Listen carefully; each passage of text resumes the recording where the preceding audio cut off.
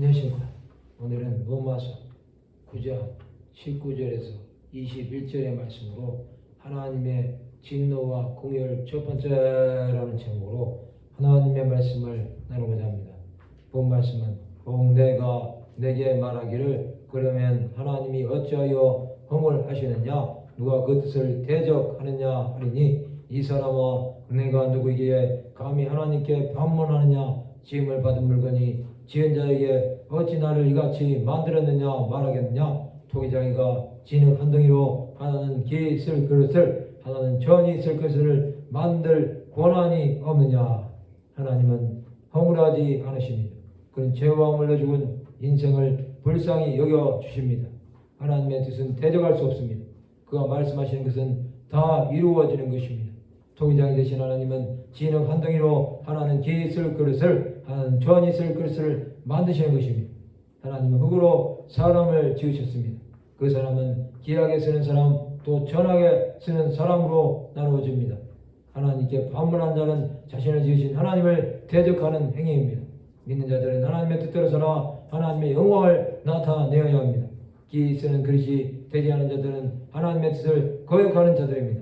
그러나 기에 쓰는 자들은 하나님 나라와 영광을 위해 사는 것입니다. 하나님의 주권은 그를 믿고 다른 자들에게 미치는 것입니다.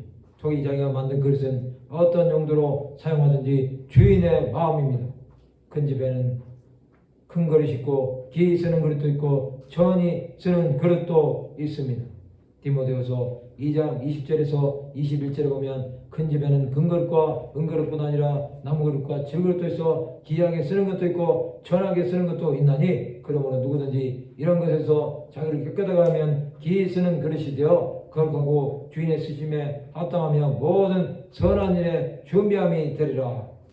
예수 그리스도의 사도들은 기에 쓰는 그릇이 되었습니다. 그들은 하나님 나라와 의를 위해 살아간 것입니다. 또 하나님의 사람들은 복음을 위해 땅끝까지 사명을 감당하게 된 것입니다. 기하게 쓰임받은 하나님의 사람들은 자신들의 생애를 하나님 나라와 영광을 위해 드린 것입니다.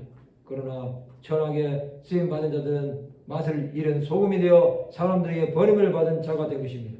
예수께서는 바리새인들과 서기관들에게 독사의 자식들아라고 말씀하셨습니다. 그들은 하나님의 뜻보다는 사람의 뜻을 따르는 자들이 된 것입니다. 하나님의 진노하심 앞에 설 자는 없습니다. 성도들은 기에 쓰는 것이 되어야 합니다. 그런 자는 하나님의 뜻대로 살아감으로 진리 안에서 자유할 것입니다. 수많은 사람들이 예수의 이름을 높이며 찬양하는 자들이 되어 주 예수의 다시 오심을 준비하는 것입니다. 성도 여러분, 기에 쓰는 그릇이 되어 하나님의 준비하심이 되시기 바랍니다. 그런 자들에게는 하나님의 함께하심이 있을 것입니다.